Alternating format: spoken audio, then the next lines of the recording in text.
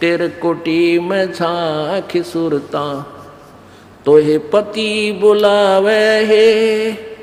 इस मोह ममता के जाल में तने काल फसावे है। अपने पति को भूल बावड़ी बैठी याराम संगर के। काम क्रोध मोह लोभ मस्करे रहिए जा रात डर के। अपने पति को भूल बावड़ी बैठी आराम संगर के। काम क्रोध मोह लोभ मस्करे रहिए जा रात डर के। मात पिता संतान संपत्ति में तू तो उलझ गई घर के। मिलना चाहे पति अपने ते बांधे कफन सिर के। देख जीवती मर कहे सुरता किसा आनंद आवे। इस मोह ममता के जाल में तन काल फसावे। तेरे कुटी में झांक सुरता तोहे पति बुलावे। मोह ममता के जाल में तोहे यू काल फसावे। पति मिलन की विधि बताऊं सुन सुरता चितला के। सतपुरुष से कर ले सगाई गुरु बिचौला बना के। पति मिलन की विधि बताऊं सुन सुरता चितला के। सतपुरुष से कर ले सगाई ये गुरु बिचौला बना के। सत्संग बान बैठिए लाडो ये दान की मेहंदी ला के। पांचों गहने पैर सुहागण सतनाम की बिंदी ला के।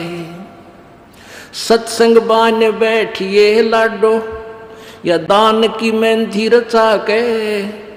पांचों गहने पैर सुहागण सतनाम की बिंदी ला के। प्रेम की लाली ला कहे सुरता क्यों न पति रिझावे। इस मोह ममता के जाल में तन यू काल फसावे। तेरे कुटी में झांक सुरता तो ये पति बुलावे। इस मोह ममता के जाल में तन काल फसावे। जाप अजपा जप के अपना दहेज बना लिए। अनहद बाजा बजन लगे तब खुशी मना लिए। जाप अजपा जप के अपना दहेज बना लिए। अनहद बाजा बजन लगे फिर खुशी मना लिए। आवे बिरहा कबीर लेवन ने खुश हो के चालिए। प्रेम की बारिश होवन लग फिर मलमल ना लिए। सार शब्द का सुरमा गा लिए जो पति को भाव है। इस मोह ममता के जाल में तने काल फसावे। तेरे कुटी में झांक सुरता तोहे पति बुलावे। इस मोह ममता के जाल में तोहे काल फसावे। आदीनी की मांग भरा के तू चलिए नाड़े झुका के। संत समागम बरात तेरी तन ले जावेगा ब्याह के। आदीनी की मांग भरा ले चलिए नाड़े झुका के।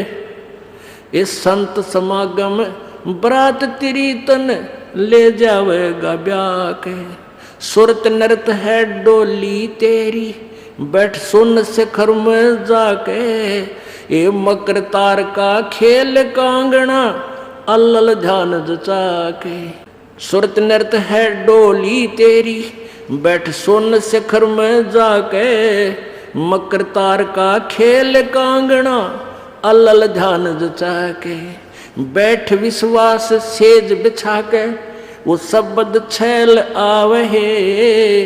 इस मोह ममता के जाल में तो है काल फसावे। तेरे कुटी में झांक सुरता तोय पति बुलावे।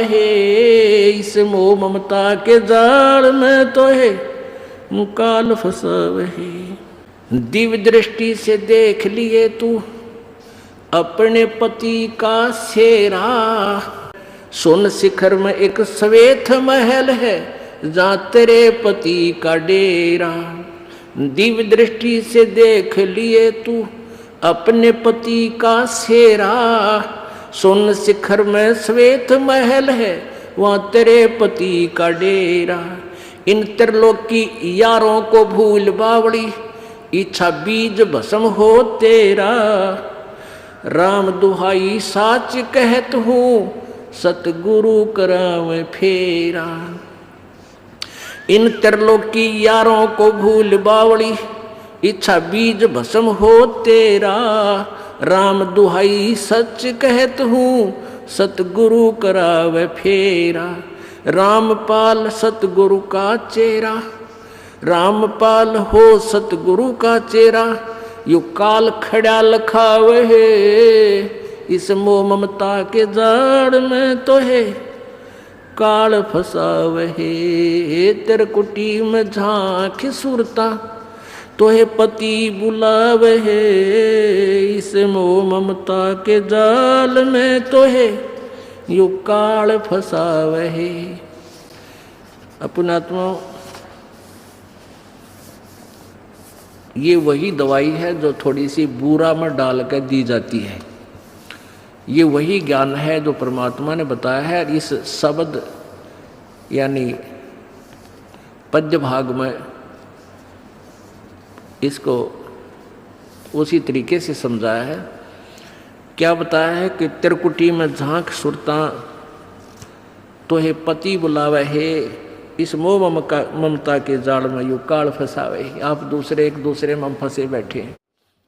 ये मेरा बेटा है, ये बेटी है, रिश्तेदार है, ये कार है या कोठी है, ये बहन है।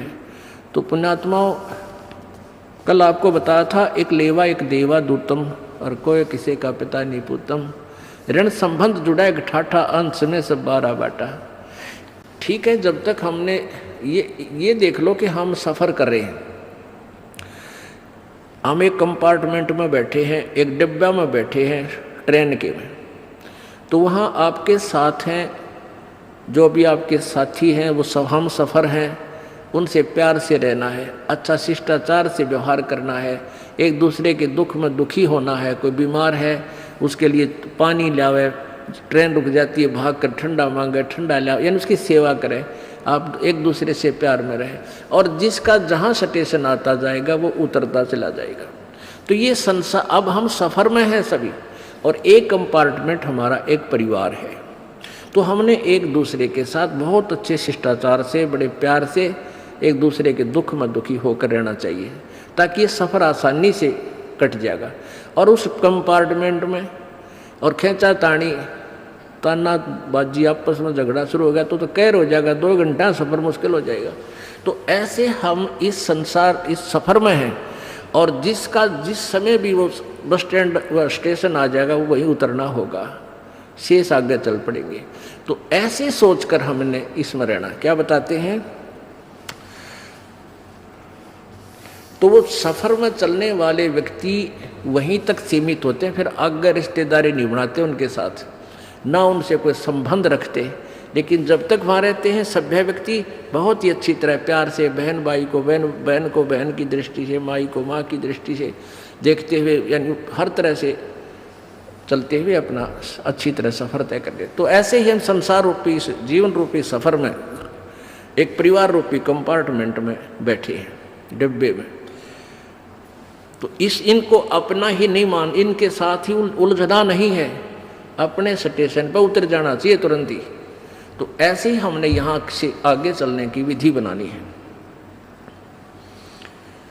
अपने पति को भूल बावड़ी, इस आत्मा को समझाया जा रहा है कि तू अपने मालिक न, अपने स्वामी सतपुरुष सतलोक को वाले मालिक को सदा सुखी रखा था, कोई दुख नहीं देवा था, उसको भूल के और यहाँ अन्य इष्ट पर आश्रित होगी, इसको अपना स्वामी बना लिया, यानी अन्य देवता की पूजा शुरू कर दी, वो न्यारा खसम बना लिया।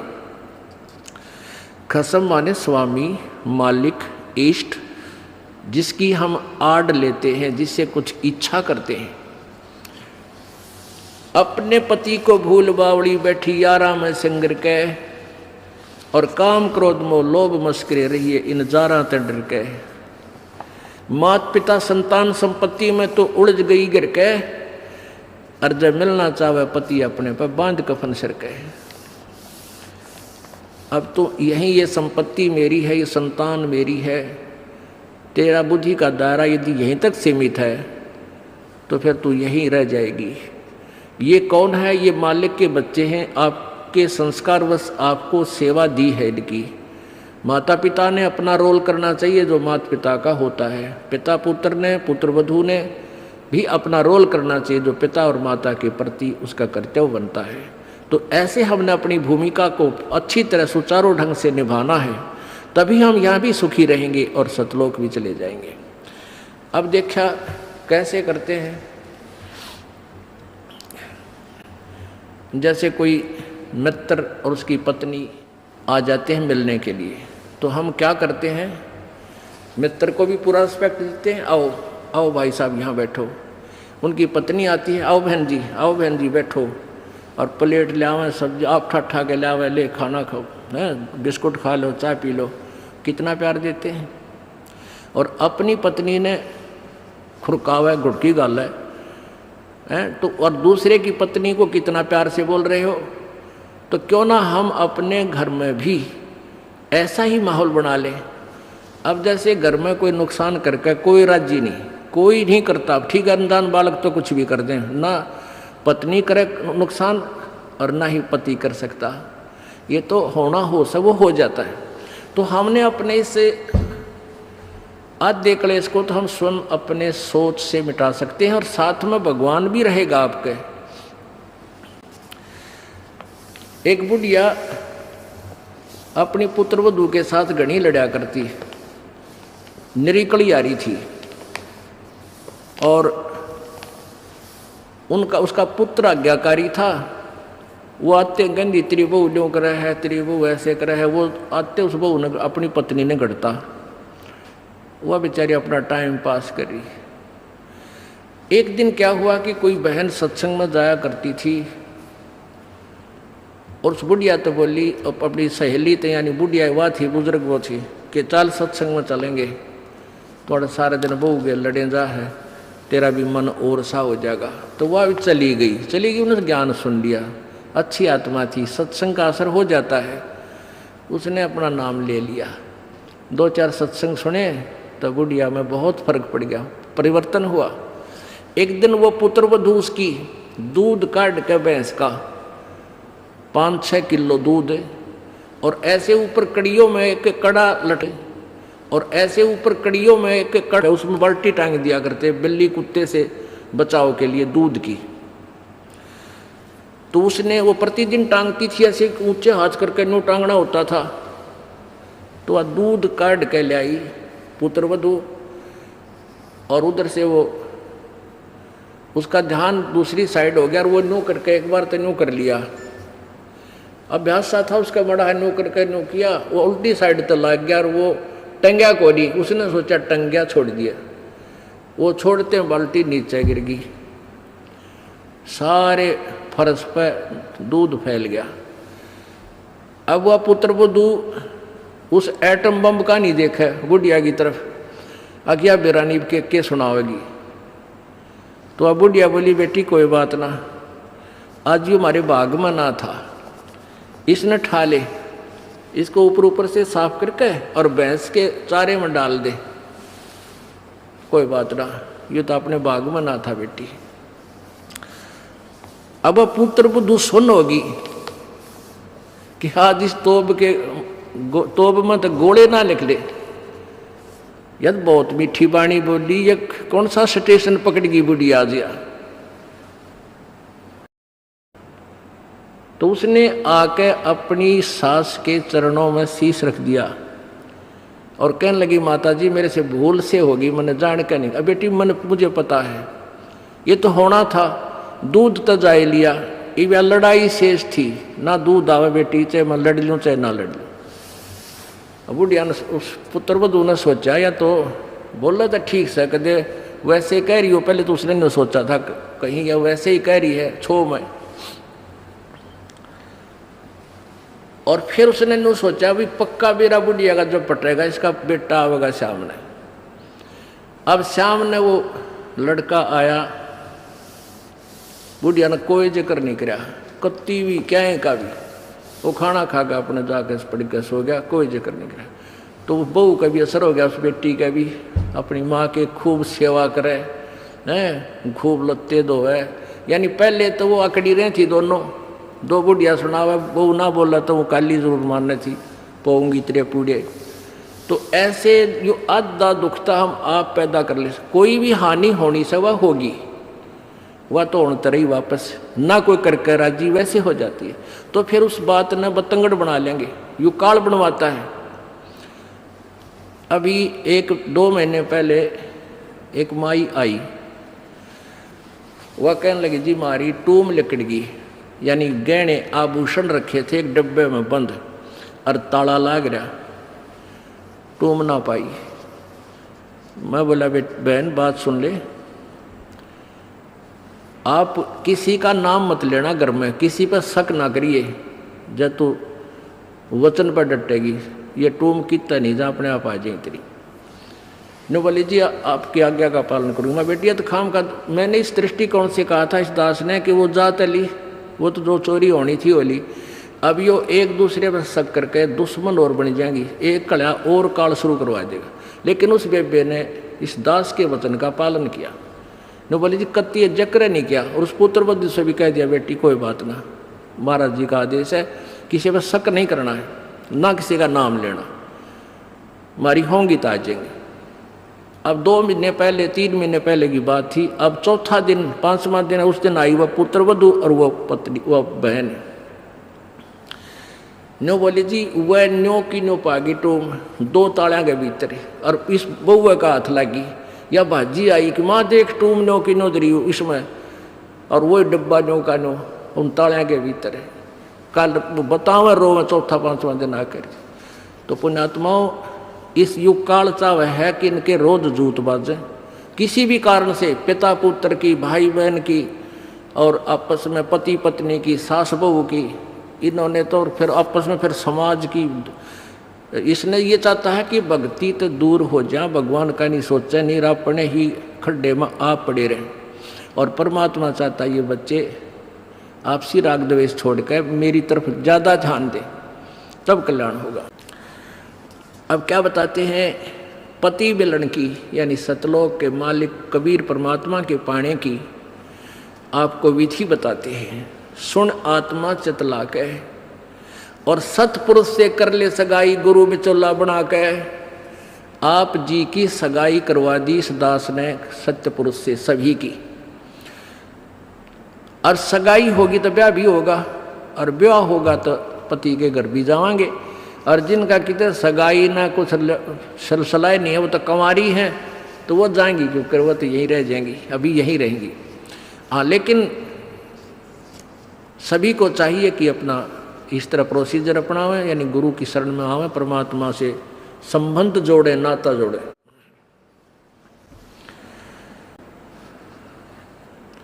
सतपुरुष से कर ले सगाई, गुरु बिचौला बना के।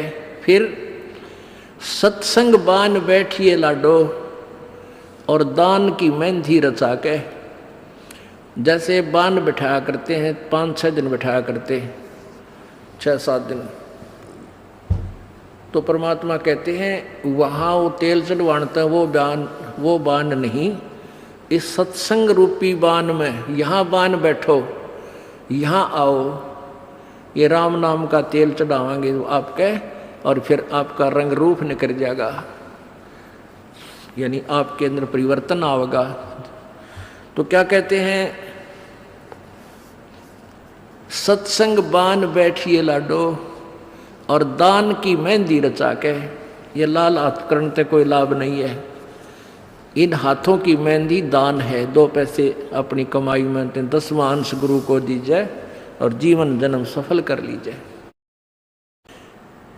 और 5 गहने पैर सुहागन, शील, संतोष, विवेक, दया, आधीनी, विनम्रता और सतनाम की बिंदी लाके जैसे टिक्की लगाते हैं, कहते हैं तेरा मूल मंत्र ये सतनाम हो, ये सच्चा नाम 2 अक्षर का जिसमें एक ओम और एक तत् है, ये त्रिबिंदी हो, यानी तेरा ये खास सबसे पहले दिखाई दे कि ये सतनाम उपासी है। आत्मा परमात्मा को जब प्यारा लगेगा तो जब स्वीकार करेगा। और फिर क्या कहते हैं, प्रेम की लाली ला कै सुरता क्यों ना पति रिझावे है। ये लाल ओठ करने से कोई लाभ नहीं है, ये तो मूर्खा के काम है। पहले कोई भी ऐसी क्रिया अच्छे घरों की बहन बेटियां नहीं करते थे। इस नकली सी सिनेमा ने, इन टेलीविज़नों ने ऐसा भट्ठा बैठा दिया कि सबको एक सत्र पर गली में ला खड़ा किया। गांव घर में ब्याह होता है, पहले कंजरी नाचा करती, हिजड़े नाचा करती, ये वैश्याएं नाचा करती थी। अब बहु अच्छे घरों की बहु बेटियां सरेआम गली में डांस करती हैं, ऐसा बूंदा लाल थोपड़ा करके। तो क्या ये अच्छे कर्म है? ये नहीं करना चाहिए। एक सभ्यता से रहना चाहिए। हम इंसान हैं। वो तो एक समाज का जो बिगड़ा हुआ रूप होता था वो इस तरह की बकवादें किया करते थे। तो ज्ञानहीनता, मर्यादाहीनता, निर्लज्जता इतनी बढ़ गई समाज में, इसको भी अब सेट करना है। तो कहते हैं प्रेम की लाली ला के, प्यार तो बोला सब बान भाइयां थे, सभी भक्तों से, समाज में वो भी कोई बगैर उपदेशी भी रिश्तेदार है, सबसे मृदु भाषा से प्रयोग करे, मीठा बोल है, प्यारा बोल है, ये तेरी लाली है, ये तेरे होठों की शोभा है। फिर कहते हैं जाप अजप्पा जप के अपना दहेज बना लिए। ओह, ये भक्ति की कमाई जो श्वास उश्वास से ये अजप्पा जाप कहलाता है। कहते इसका जाप करके तू अपना ये दहेज बना, यानी धन जोड़ ले जो आगे लेकर जाना है। दहेज जो अपने पति के घर लेके जाना है। पहले एक कुरीति थी कि जो लड़की घना धन लेकर आती थी दहेज का, उसका आदर पूरा परिवार करता था। ऐसे ही हम भ्रमित थे, अज्ञानता थी। तो उसी दृष्टिकोण से ये कहा गया है कि जैसे अच्छा ज़्यादा दहेज लाने वाली बहू पुत्र वधू अपने ससुराल में आदर सत्कार पाती है, ऐसे ही तू डट के भजन कर, घना दहेज बना ले। सत्य अजप्पा जाप का, अजप्पा जाप जप के अपना दहेज बना लिए, अनहद बाजा बाजन लागे फिर खुशी बना लिए। ओह, जैसे लड़की का पता लग गया कि आज ब्याह है, लड़की की का आज विवाह है। अब कई बच्चे बकाया करें, न्यू कहेंगे ए तेरी बारात आ गई, और फिर न्यू कहें कोई ना आई क्यों ना जीवरी है, यानी उसने खजाया करते हैं। तो फिर वो लड़की सोच लेती है बांधन दे दे, भौंके जाएंगे। तो कहते हैं जब वो बाजा बाजन लाग जा तब सोच लिए बात लवा लाग ली कि आ गई बारात। तो कहते हैं आप भक्ति जब करोगे तो आपको ऑटोमेटिकली आपके ये ऊपर के, यहाँ से ऊपर के हिस्से में बहुत सी आवाज़ें, कई प्रकार की आवाज़ें आने लग जाएंगी। इसमें जो हमें आवाज़ सुनती हैं ये प्राथमिक भक्ति की लक्षण है, अंतिम नहीं है। हाँ, ये भी सुननी चाहिए, सुनेंगी, आपको अवश्य सुनेंगी, ना चाहते हुए भी सुनेंगी। और कभी सुनना चाहो तो कभी 2, 4, 10 मिनट, कभी कभी डेली नहीं, कभी ऐसे कान बंद करके एकांत स्थान पर सुन लेना। आपको सारा साजबाज अंदर बाजता दिखेगा, जिसकी भक्ति इस लक्षण हो गए। कुछ एक को वैसे भी सुनती हैं जिनके पूर्व जन्म की भक्तियाँ होती हैं और फिर धीरे धीरे उनकी बंद हो जाती हैं, आगे कुछ नहीं सुनती, चाहे वो किसी का नाम जाप ले रखा है। तो वो तो ऐसा सुनना, ये देखना तो ऐसा है जैसे आपने बैंक में कमाई करी की और बैंक में पैसे जमा करा दिए, और उस बैंक की कॉपी ने कभी देखना चाहो तो खोल कर देख लो। और ये दूसरे जो पंथ बताए हैं, ये साधना, इनकी नाम गलत हैं और कहते हैं ध्यान लगाओ, मेडिटेशन करो, कान बंद करके, आंख बंद करके, अंदर आवाज़ सुनो, शब्द सुनो, ये कोई फायदा नहीं। अब जैसे धंधा करता नहीं और बैंक में जब पूर्व जन्म की पहले की जो डिपॉजिट है 20-30 हज़ार, उसने रोज देखे जाने कहाँ 20 हज़ार हैं, और 20 हज़ार में काम तो ना चले, फिर वो निकलवाने भी उसी में तो पड़ेंगे, वो एक दिन जीरो हो जाएंगे। वो तो जैसे आपको ये आभास होंगे किसी भी वस्तु का, जैसे हम हमारी आँखों, आपकी जो भक्ति करते हैं उनकी आँखों के सामने बहुत सी चीज़ें ऐसे चलती दिखाई देंगी। कभी तो ऐसा आभास होगा जैसे कोई मक्खी आ गई, कोई मच्छर जा रहा है, या कोई ऐसी कोई लाइन सी दिखाई देती है।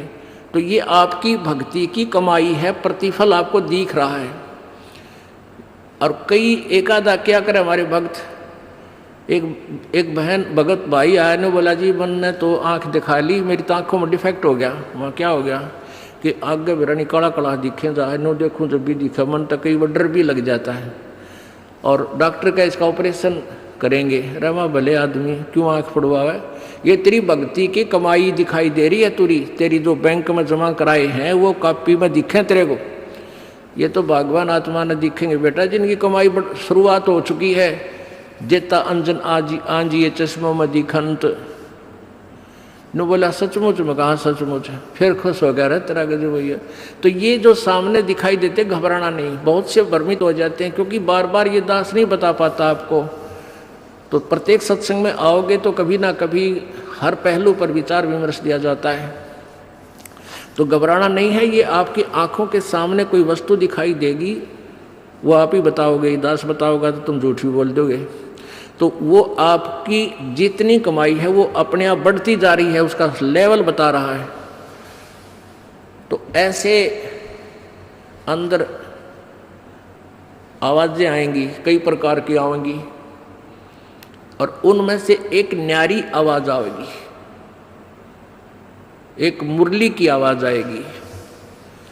और वो मुरली, वो आवाज़ जो है, जो इसमें पिंड में जो आएगी वो यहीं तक की है, ये महास्वर्ग तक की है।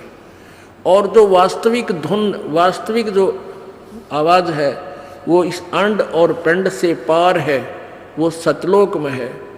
वो वहाँ जाकर आपको वो बात बाहर सुनाई देगी।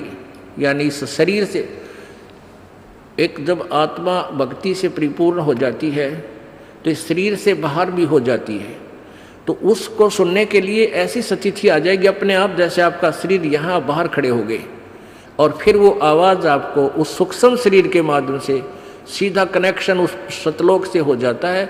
वो परले पार वाली मुरली आवाज़, वो धुन, वो झनकार अलग से सुनाई देती है। फिर सेकंड के बाद आप उसी शरीर में होते, आपको पता भी नहीं कि मैं बाहर गया या अंदर ही था। वो बहुत बाद में जाकर बहुत लेटेस्ट स्टेज पे ऐसा होगा, पर ऐसा हो या ना हो, आप जैसे दास बताओ, ये खुराक खाते रहो, रोग कटेगा, ये साधना करते रहो। तो क्या बताया है, जाप अजप्पा जप के अपना दहेज बना लिए, और ये अनहद बाजा बाजन लागे, फिर खुशी मना लिए। फिर मान लिए खान तेरी भक्ति चल पड़ी, निकट लागली बात आगे लेने, यानी बरात आगी। आवे बिरहा कबीर लेने, खुश होकर चालिए, और प्रेम की बारिश होने लागे, फिर मलमल नहा लिए। जैसे आपने कल सुना था, बिना प्रेम पावे नहीं चे करोड़ समाधि ला। होय होय, जैसे सूरज के आगे बदरा ऐसे कर्म छयारे, प्रेम की पवन करे चित मंजन झलके तेज नयारे। प्रेम की पवन, परमात्मा के प्रति इतना प्यार उमड़ उमड़ का अब आपके हृदय में रह रह के जरा सी बात मान ले कि चले आंखें भरे आऊँ आपकी, कुछ दिन में ऐसी स्थिति आ जाएगी। तो ये प्रेम की पवन चलेगी। जैसे सूरज के आगे बादल होते हैं तो सूर्य का प्रकाश निष्क्रिय हो जाता है, और जब हवा तेज चलती है बादलों को इधर उधर फेंक देती है तो सूर्य का प्रकाश ज्यों का तो सामने चमक रहा होता है। ऐसे परमात्मा और अपने बीच में, आत्मा के बीच में पाप कर्मों का गरावा यानी बादल छाया हुआ है। इस प्रेम की यानी सब भक्ति जो क्रिया आपकी होंगी, दान करता आदमी को इतनी खुशी होती है उस दिन कोई ठिकाना नहीं। और 10 रुपये चोरी कर ले, आत्मा खुश नहीं हो सकती, चाहे 20 लाख चोरी कर ले। और 10 रुपये, 20 रुपये, 1000 रुपये, 2000 रुपये आप दान करने की चेष्टा करते हो, पहले उमंग भर लेती है, और दान करे पाछो तो न्यारी खुशी होती है। तो ये तो क्या बताते हैं, ऐसे जो सब क्रियाएं आपसे कराई जा रही हैं, इनका उद्देश्य है कि आप में इतनी विनम्रता, इतना प्योर हार्टेड हो जाओ आप कि मालिक के प्रति जरा सी भी चर्चा चला आँखों में पानी आने लग जा, गदगद हो जा। कहते हैं प्रेम की पवन करे चित मंजन, फिर झलके तेज नयारे। तो यहाँ क्या बताया है कि प्रेम की बारिश होने लगे, फिर मल मल ना लिए, यानी ये लक्षण बता रहे हैं एक भक्त में रह रहकर ऐसे लक्षण आ जाएंगे।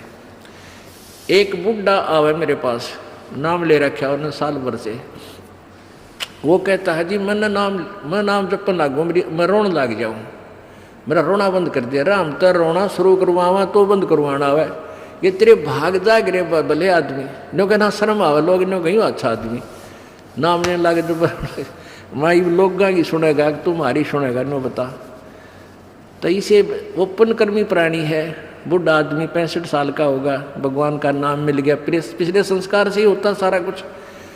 और ईब नो कह नाम लेने लग गो, मैं तो रोने लग जाऊँ। अरे तेरा जी भी भगवान ये सब ने देसा रोना हमारे भगता ने, आँखें में पानी आवे, मालिक की चर्चा हो, ना द्वेष हो, ना राग उठे, ना कोई चोरी करने जी करे, ना कोई जारी करने जी करे, ना बुराई मन में आवे, ये ऐसा जो धुन लग जा। फिर कहते हैं सार शब्द का सुरमा गा लिए जब पति न भावे। सार शब्द यानी जो असली मंत्र आपको दिया जाएगा वो सुरमे जैसा होगा, वो एक न्यारी आपकी जो है ना पहचान बनेगी, उस पर न्यारी जो है ना अलग से आपकी एक और सुंदरता बनेगी, यानी परमात्मा को आप और उस मंत्र सहित और अच्छे लगोगे जिनके पास ये तीनों मंत्र होंगे। कहने का भाव ये, आदिन्नी की मांग बरा ले तो चलिए नाड़ झुका के, विनम्रता, अभिमान खत्म हो, विनम्रता आवे और सबके साथ प्यार से बोले, आकड़ नहीं पाड़े, ये लक्षण हो जाने चाहिए आपके अंदर। आदिन्नी की मांग बरा ले, ये जो मांग आप सिंदूर डालते हैं ये आदिन्नी तेरी मांग है, और चलिए नाड़ झुका के, यानी नम्रता से रहना, नाड़ झुका के चलना, नम्रता से पेश आना। और संत समागम बरात तेरी तन ले जावेगा ब्याह के। अब ये सत्संग रूपी बारात है, आत्मा को यहीं से श्रृंगारा जाता है, यहीं से इसको तैयार किया जाता है, ज्ञान सुनाया जाता है। तो ये परमात्मा, सत्संग में आने वाली आत्मा ही परमात्मा के पास जाएगी, यानी ये बरात वाले ही, बरात ही समझो उस मालिक की है। संत समागम बरात तेरी तन ले जावेगा ब्याह के, सुरत नृत है डोली तेरी। सुरत और नृत ये आत्मा इनके साथ चलेगी, और बैठ सुन शिखर में जाकर, यानी सतलोक में जाकर बैठ जा। और मकर तार का खेल कांगना अलल ध्यान दचा के। अब कांगना खेलते हैं ना, जैसे यहाँ एक मोटा बांध जा, दूसरा मोटा बांध जा रहे नाला, और कई गांठ ला दें, फिर नो कहेंगे वो देवर खोल लगा इसने, कांगना खेल लेंगे ना खुल जा, उबरण के फंड होया करना, लंबा चौड़ा सिस्टम। तो परमात्मा कहते हैं अब मकर तार का खेल कांगना, छूट ना जा आते हैं, छूट गया वो हार जाएगा। तो उस मकर तार का ऊपर से जब आत्मा यहाँ से चलेगी, परमात्मा कई तरीके से इसको, कहीं किसी स्थान पर किस तरीके से आपने जाना है, तो आप कभी एक आध बार कभी ध्यान वैसे ही कुदरती लग जाता है, बैठ जाते हैं, कभी आंखें खुली है तो भी बंद हो जाती हैं। और कई बार ऐसा होगा कि एक मकड़ी के तार जैसा आपको लंबा स्ट्रेट, बहुत, उसका कोई और छोर आप नहीं देख सकोगे, ऐसा तार सा नजर आएगा, उसको मकर तार कहते हैं। उसके साथ लग के आत्मा जैसे मकड़ी उस तार को पकड़कर ऊपर चढ़ जाती है, ऐसे वो मकर तार का आपको दिखाई देगा जब चलेगी यहाँ से आत्मा संसार छोड़ के। तो एक मकर तार का मार्ग आपको मिलेगा, उसके साथ चलना, उसको छोड़ना नहीं, तो उधर नहीं जाना, नहीं तो मार खा जाएगी। तो ऐसे ही वो कांगड़ा खेलते हैं, जब दोनों और दाव लगा देते हैं, तू खोल गया तो तू हार गया, हारगी। तो ऐसे अपने अपनी जबरदस्ती से उसको पकड़ लेना है, उस मकर तार के, उस मकर तार को। मकर तार माने मकड़ी का तार। ऐसा एक रास्ते में आपको ये गाइडलाइन होगी कि इसके साथ साथ चल, भ्रमित ना होना। सतलोक जाने के लिए वो कुछ समय कुछ स्थान तक मकरता रहे, उसके बाद फिर परमात्मा का अलग से मार्ग है।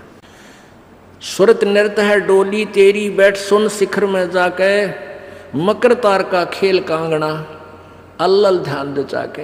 ओए होए, एक एक वाणी का आधा हिस्सा भी इतना जबरदस्त भर रखा भगवान ने। अब अलल पंख, अल्लल ध्यान दे जाके, एक अलल पक्षी होता है, उसको अनल भी बोलते हैं। अनल, अनल माने वायु, यानी वो आकाश वायु में ही रहता है, ऊपर नीचे नहीं आता। वो अंडे भी ऊपर ही दे देती है वो अलल पक्षी मादा, और उन अंडों को हवा में छोड़ देती है, और ऐसे स्थान पर अंडे देती है, पैदा करती है कि नीचे केले के बन हो, केले के बन। तो केले कैसे फंसे रहा कर, केले के बना बनो आपस में बहुत लंबे लंबे बढ़ जाते हैं। तो वहाँ आकाश से वो अलल पक्षी बहुत लंबा चौड़ा होता है, वो कम से कम भी सैकड़ों फुट लंबा और 50 फुट की चौड़ाई होती है। इतने बड़े बड़े पर होते हैं उसके, बहुत ज़बरदस्त लोहे के तौ की तरह, और पंजे होते हैं जैसे नो चमटिया की तरह, खुर जैसे बहुत ज़बरदस्त नाकुल्ले, बहुत मजबूत, और 4 पैर होते हैं उसके, पक्षी होता। तो वहाँ से अंडे छोड़ देती है भगवान हवाला है। अंडे नीचे आते हैं हवा की घर्षण से, वो परवरिश को यानी वो पक जाते हैं, और केले के अच्छे भारा भारा अंडे होते हैं, वो 2-2 दड़ी के, और ऊपर तो 1-1 दड़ी के, 5-5 किलो के, और ऊपर तो आते ही वो केलों के पत्तों पर आकर गिरते हैं।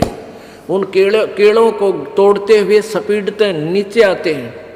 तो केलों पर गिरने से, उन केले पर गिरने से, उन पेड़ों पर, तो उसकी स्पीड कम हो जाती है, और तो केले को तोड़ता हुआ वो आसानी से आकर नीचे पड़ता है, और पड़ के फूट जाता है, उसमें से बच्चा निकल जाता है। वो बच्चा वहाँ फिर उस वन में घूमता है, फिरता है, चारा चरता है, और फिर कुछ दिनों में वो उड़ने लग जाता है, यानी परिपक्व हो जाता है, वो प्रफुल्लित हो जाता है, और वो उड़ उड़ कर देखता है, काफ़ी दूर तक उड़ता है, फिर वापस आ जाता है, 1-2 साल तक वही रहता उस वन में। उन पक्षियों के साथ भी घूमता, अपने मित्रों के साथ जो दूसरे पक्षी होते हैं, अन्य जीव जंतुओं के साथ भी घूमता है, लेकिन उनमें उसकी मित्रता नहीं रहती है, क्योंकि उसको पता होता है कि मेरे माता पिता ऊपर हैं, यहाँ नहीं है। पुण्यात्मा, ये बहुत ही उत्तम ज्ञान है और छुपा हुआ ज्ञान था, ये तत्व ज्ञान है। इसको समझाने के लिए बहुत से उदाहरण आपके समक्ष पेश करने पड़ते हैं, ताकि आत्मा अपने परमात्मा की तरफ आकर्षित हो जाए। आपने कैसे रहना इस संसार में, ये अलल पंखी के अलल पक्षी के बच्चों की तरह। अब वो यहाँ आए, यहाँ आसपास उस वन में पक्षी पशुओं के साथ रह रहे हैं, लेकिन उन एक पल भी वहाँ जाने को नहीं बोलते कि एक बार हम उड़न जोगे हो जावा, उसी दिन भाग जावांगे यहाँ से, हम जवान हो जावें तो उसी समय चल पड़ेंगे। तो जब वो युवा हो जाते हैं और खूब उड़ने योग्य हो जाते हैं, तो चलते समय कहते हैं 5 हाथियों को वो पक्षी, अलल पक्षी ऐसे लटका, क्योंकि उन केलों के वन में हाथी के भी झुंड के झुंड होते हैं, वहाँ होते थे पहले समय में, तब बने ना रहे, तो वहाँ झुंड के झुंड हाथी होते हैं, नो एक दूसरे के सट कर चला करें, सैकड़ों की संख्या में, कई झुंड है। तो वो अलल पक्षी उनके ऊपर झपट्टा मारता है, और उसके इतने तेज वो होते हैं 1.5 फुट के पंजे, और उनको ऐसे फंसा लेता है चारों हाथियों को, 4 हाथियों में, 5 और 5वें ने नोक मुंह के साथ। कहते 5 हाथियों को उठाकर वो अलल पक्षी आकाश में चला जाता है अपने माता पिता के पास, और फिर उनका आहार लेकर जाता है, वो आहार उससे उनसे करते हैं। तो अब आप यहाँ आए हो, अलल पक्षी की तरह ध्यान रहे, एक पल भी वो पक्षी का बच्चा अपने माता पिता को नहीं बोलता कि मैं यहाँ का नहीं हूँ, मेरे तो ऊपर है माता पिता, और जब मैं यहाँ से जब जाने जोगा हो जाऊंगा 1 मिनट में चल पड़ूंगा। तो आप उस अलल पक्षी के बच्चे की तरह यहाँ अब तैयार हो, अच्छी खुराक खाओ राम नाम की और मजबूत हो जाओ, और चलते समय इस राम नाम की कमाई लेकर ऊपर चलेंगे। अब कहते हैं अलल ध्यान दचा के, वो पक्षी का बच्चा एक पल भी वो यहाँ रह ही नहीं सकता। उसको ये पता होता है, कॉमन सेंस होती है कुदरती, कि मेरे माता पिता वहाँ है, जिस दिन मैं यहाँ से जाने योग्य हो जाऊँगा 1 पल नहीं रहूँ यहाँ पर। तो ऐसे आपने ये हर दिन उस सतलोक में जाने का अलल पक्षी की तरह यू ध्यान लगा के वो जचा कर रखनी है, इसको भूल नहीं पड़ने देना। मकर तार का खेल कांगना अलल ध्यान दचा के, और बैठ विश्वास सेज बिछा के, जो शब्द छैल आवे है। अपने आत्मा कह कबीर सुनो भी साधो, मैं तो हूँ विश्वास में। जो क्रिया जो साधना आपको बताई जाती है, वो साधना वो है जो सब सदग्रंथों में प्रमाणित है, और वो है जिन महापुरुषों ने परमात्मा पाया, उन्होंने भी यही क्रियाएं की। तो आप एक विश्वास रूपी सेज पे, जैसे दुल्हन होती है अपने पति के इंतजार में वो बैठ जाती है, तो ऐसे ही कहते तू अपना विश्वास रूपी सेज बिछा के इंतजार कर उस परम पिता के आने की। विश्वास तेरी सेज है, यानी तेरा विश्वास है तो मालिक आवेगा, और विश्वास नहीं है तू ही वहां से चला गया कि तो फिर पति कहाँ मिलेगा। कहने का भाव ये है कि डगमग नहीं होना है, अपना विश्वास दृढ़ रखना। जो बताया गया ये विधि और यही भक्ति आपको परमात्मा मिलाएगी। यानी शब्द छैल का अर्थ है वो अविनाशी परमात्मा, शब्द अर्थ अविनाशी को कहते हैं। अविनाशी परमेश्वर तेरा पति तुझे वहाँ लेने आएगा, और इस प्रकार हम परमात्मा पाएंगे। बोलो सतगुरुदेव।